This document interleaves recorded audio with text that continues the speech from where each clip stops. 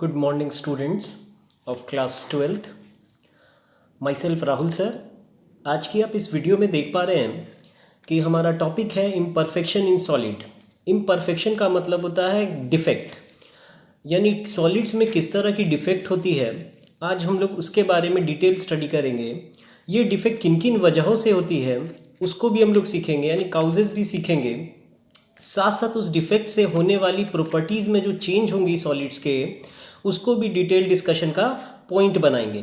और ये जो टॉपिक आप देख रहे हैं ये आपके बोर्ड एग्ज़ाम के लिए भी बहुत इंपॉर्टेंट टॉपिक्स हैं, क्योंकि इससे भी बहुत सारी क्वेश्चंस अराइज होती है. ऑब्जेक्टिव क्वेश्चन आ जाने की वजह से ये टॉपिक ज़्यादा इंपॉर्टेंट बन जाता है. तो आप इस वीडियो लेक्चर्स को बहुत अच्छे से ध्यान से देखिएगा ताकि आप आसानी से सारे टर्म्स को अंडरस्टूड कर पाएँ. तो वीडियो में हम लोग आगे बढ़ते हैं. आप जैसा कि स्क्रीन पे अभी देख पा रहे हैं हमारे पास एक 3 डायमेंशनल पीरियोडिक अरेंजमेंट है. आप देखिए ये एक परफेक्ट अरेंजमेंट है, यानी अभी इसमें किसी भी तरह का कोई डिफेक्ट नहीं है, यानी हम इसको आइडियल कह सकते हैं. अब आप देख पा रहे होंगे लेकिन जो क्रिस्टल होते हैं वो जनरली परफेक्ट नहीं होते हैं. और जो उनका अरेंजमेंट होता है वो किसी इम्प्यूरिटीज़ की वजह से या फिर एटम्स डिसलोकेट हो जाने की वजह से इनमें इम्परफेक्शन आ जाता है, और इम्परफेक्शन की वजह से डिफेक्ट क्रिएट होता है. आप स्क्रीन पे देख पा रहे होंगे डिफेक्ट क्या होता है. Any deviation from the perfectly order arrangement of atoms और आयंस और molecule in crystal is called imperfection और डिफेक्ट्स. आप स्क्रीन पे क्लियरली देख पा रहे हैं डिफेक्ट का बेसिकली मतलब ये होता है कि परफेक्ट अरेंजमेंट से किसी एटम और आयन या मॉलिक्यूल का कोई इरेगुलरिटी आ जाना या उनमें कोई डेविएशन आ जाना ही उस क्रिस्टल में इम्परफेक्शन और डिफेक्ट क्रिएट कर सकता है. आप इसको कॉपी पे लिखते भी चले जाएंगे तो आपके लिए आसानी होगी. उम्मीद. नेक्स्ट, अब आगे की टॉपिक्स में हम लोग बढ़ते हैं. डिफेक्ट क्या होता है. देखिए अब डिफेक्ट हमारे पास दो तरह की हो सकती है. एक होता है पॉइंट डिफेक्ट और एक होता है लाइन डिफेक्ट. पॉइंट डिफेक्ट में क्या होता है कि इसको आप इस तरह से समझ सकते हैं कि अगर किसी तरह का इरेगुलरिटीज़ और डिविएशन इस तरह से जनरेट हो कि कोई पॉइंट यानी एक छोटा सा पॉइंट और एटम क्रिस्टल में अपनी नॉर्मल पोजीशन से हटा हो.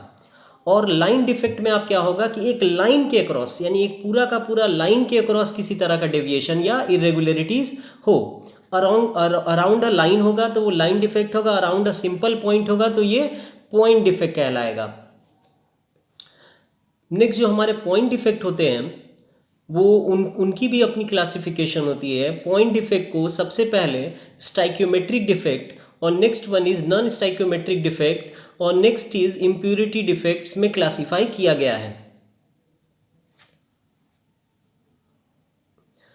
नेक्स्ट आप देख पा रहे होंगे स्टाइक्योमेट्रिक डिफेक्ट क्या होता है, तो इसको अच्छे से समझते हैं ताकि आपको याद रहे. देखिए स्टाइकोमेट्रिक डिफेक्ट क्या होता है कि डिफेक्ट होने से पहले मान लीजिए कि हमारे पास दो एटम का क्रिस्टल है ए और बी. ए के 10 एटम है और बी के 10 एटम है. तो ए और बी का एटम का रेशियो अगर निकाले तो 10:10 1 आया. अब मान लीजिए डिफेक्ट हो गया, लेट से देयर इज़ अ डिफेक्ट, यानी डिफेक्ट हो जाने की वजह से कुछ एटम्स हट गए होंगे. तो लेट से ए की एक एटम हट गई तो बी की भी एक एटम हट गई. अब हमारा डिफेक्ट के बाद क्रिस्टल में ए का 9 एटम्स है और बी के भी 9 एटम्स है. अब उनका रेशियो जब हम कैलकुलेट करेंगे तो अगेन 1 आएगा, 1:1. इसका मतलब ये है कि स्टाइकोमेट्रिक डिफेक्ट को आप इस तरह से समझ सकते हैं कि जो रेशियो ऑफ कटायन और अनायन before the defect and after the defect remain same. It means आप इसको इस तरह से डिफाइन कीजिए. It is a type of imperfection in solid such that the ratio of number of cations and anions remain same before and after the defect. उम्मीद करेंगे आप इसको अच्छे से समझ पाए होंगे. नेक्स्ट आगे बढ़ रहे हैं हम लोग अपनी वीडियोस में. आप स्क्रीन पे लिखा हुआ देख भी सकते हैं, आप इसको लर्न भी कर लीजिए. ये सारी डिफेक्ट को हम लोग थर्मोडायनेमिक डिफेक्ट और इंट्रिंसिक डिफेक्ट भी कहते हैं. अब आते हैं स्टाइकोमेट्रिक डिफेक्ट के टाइप्स पे. आप स्क्रीन पे देख पा रहे होंगे स्टाइकोमेट्रिक डिफेक्ट दो तरह की होती है, एक वैकेंसी डिफेक्ट होती है और एक इंटरस्टिशियल डिफेक्ट होती है. अब आते हैं वैकेंसी डिफेक्ट पे. देखिए हमारे पास एक लैटिस आपको ऊपर स्क्रीन में दिख रहा होगा और वहाँ से एक एटम हट गया। एक एटम के हटने की वजह से वहाँ पे वैकेंसी क्रिएट हुई, तो इसको हम लोग वैकेंसी डिफेक्ट बोलते हैं। ये जनरली हीट के एब्जॉर्प्शन की वजह से होता है। सराउंडिंग से हीट एब्जॉर्ब कर लेता है अगर कोई एटम, तो वो इतना काइनेटिक एनर्जी जनरेट कर लेता है कि वो उस लैटिस को छोड़ देता है। नेक्स्ट आते हैं इंटरस्टिशियल डिफेक्ट पे। आप स्क्रीन पे एक लैटिस देख पा रहे होंगे।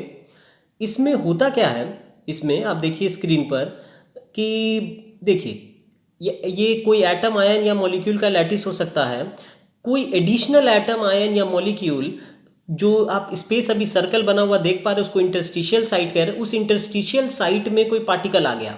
आप देखिए यहाँ पर जो ये पार्टिकल है, जो दोनों सर्कल किया हुआ पार्टिकल है, वो इंटरस्टिशियल साइट को ऑक्यूपाई कर गया है, जिस वजह से इसको इंटरस्टिशियल डिफेक्ट कहते हैं। यानी इसको समझने के लिए आप ऐसे समझ सकते हैं, मैं इसको थोड़ा थोड़ा पीछे कर रहा हूँ ताकि आप समझ पाएँ। देखिए आप इसको इस तरह से समझ सकते हैं कि जैसे अभी आप देख रहे हैं यहाँ पे स्ट्रक्चर में कि कोई एटम और आयन अगर एटम्स या लैटिस के इंटरस्टिशियल साइट में पहुंच जाता है और उससे जो डिफेक्ट होती है उसको हम लोग क्या बोलते हैं, इंटरस्टिशियल डिफेक्ट बोलते हैं। देखिए इस डिफेक्ट में क्या हुआ, एटम्स और आयन बाहर से आए हैं, यानी इसमें बाहर से एटम आ रहे हैं तो एटम की ओवरऑल मोलर मास बढ़ जाएगी लेकिन वॉल्यूम सेम रहेगी। यानी इस केस में डेंसिटी इंक्रीज कर जाएगा। तो ये याद रखने वाली बात है, in case of interstitial defect density will increase. ध्यान रखिएगा, डेंसिटी विल इंक्रीज। नेक्स्ट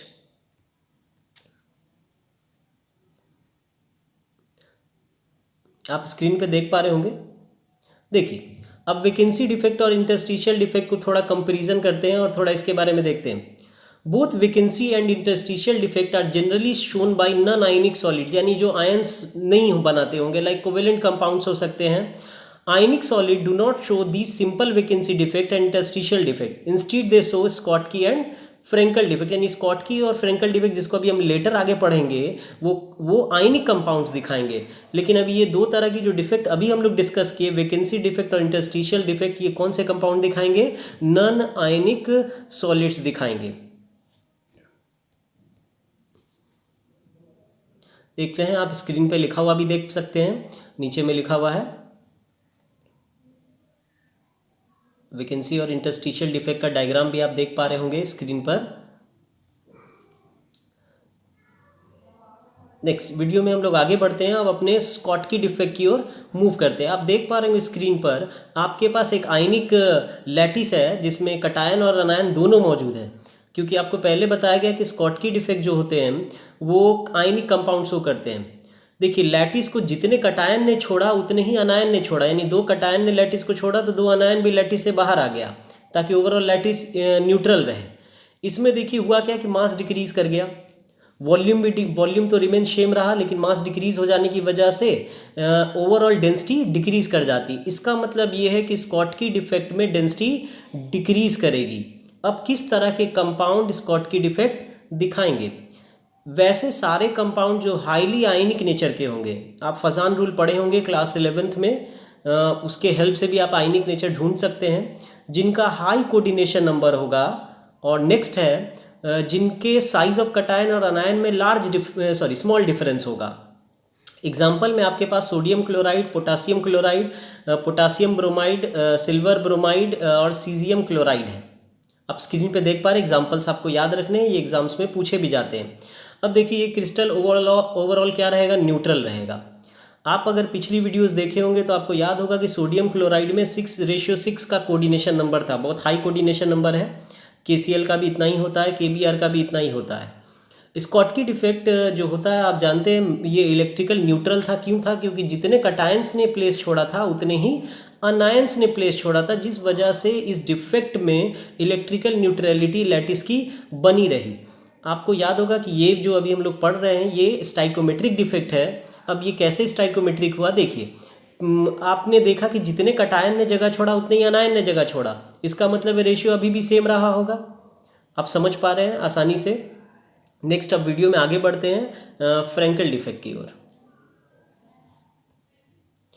देखिए एक और पॉइंट है इसमें, जो सोडियम क्लोराइड है उसके बारे में एक स्पेशल डाटा दे रखा है कि ये 10⁻22 ions in 1 centimetre cube of sodium chloride and there are approximately 10⁻6 Schottky pairs per centimetre cube at the room temperature. Therefore in sodium chloride at room temperature there is 1 Schottky defect पर इतना यानी 10⁻16 ion.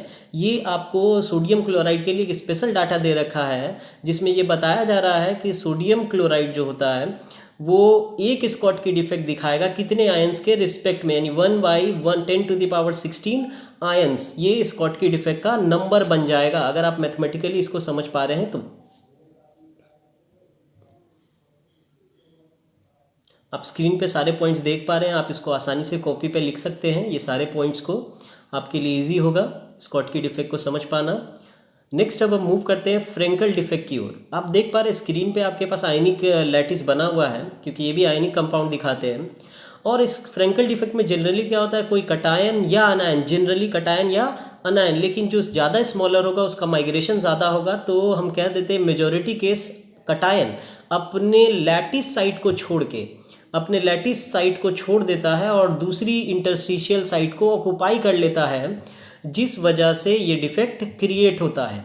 लेकिन आप देख रहे होंगे इसमें कोई एडिशनल आयंस तो नहीं इंक्रीज हुआ, नहीं हुआ, तो इसका मतलब है लैटिस ओवरऑल न्यूट्रल रहेगा और इसमें किसी तरह का मास का इंक्रीज नहीं हुआ है, यानी मास जितना पहले था उतना अभी भी है, ना वॉल्यूम का इंक्रीज हुआ डिक्रीज हुआ है। इसका मतलब ये है कि इस डिफेक्ट में डेंसिटी सेम रहेगी, क्योंकि एग्जाम्स में आपके स्कॉटकी और फ्रेंकल डिफेक्ट दोनों के बीच में डिफरेंस लिखने आता है। तो एक डिफरेंस तो आपको अभी पता चल गया कि स्कॉटकी डिफेक्ट में डेंसिटी डिक्रीज कर जाती है और फ्रेंकल डिफेक्ट में डेंसिटी डिक्रीज नहीं करती है। स्कॉटकी डिफेक्ट में एटम्स जो होते हैं परमानेंटली लैटिस को छोड़ते हैं। फ्रेंकल डिफेक्ट में क्या होता है कि जो एटम्स ये जनरली कटायंस अपने लैटिस साइट को छोड़ के इंटरस्टिशियल साइट यानी जो खाली जगह होती है लैटिस के अंदर उसको ऑक्युपाई करते हैं।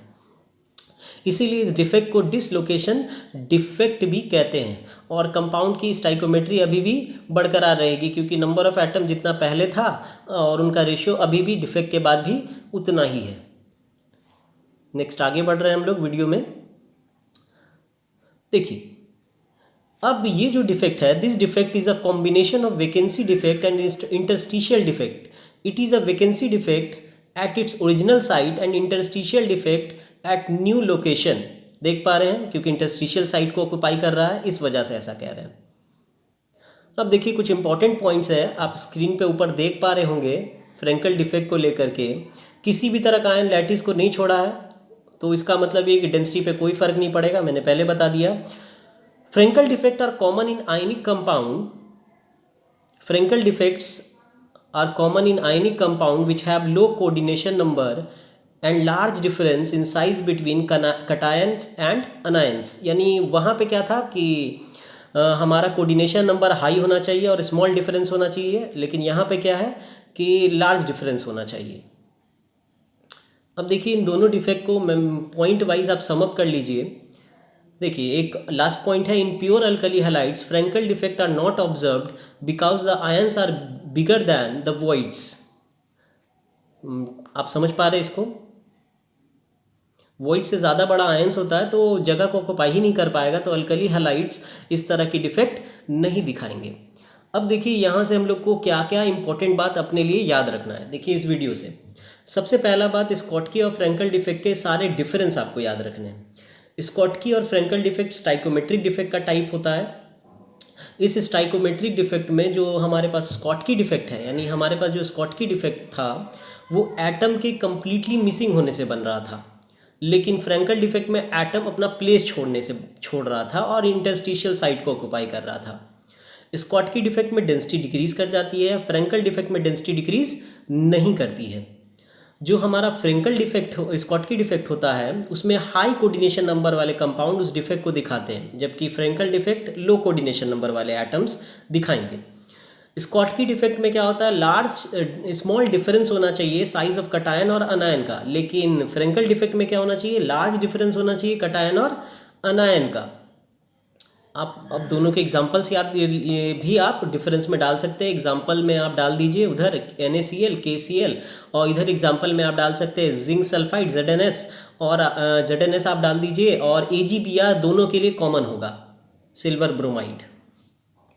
उम्मीद करेंगे कि आपको इस वीडियो में सारी बात अच्छे से समझ में आई होगी।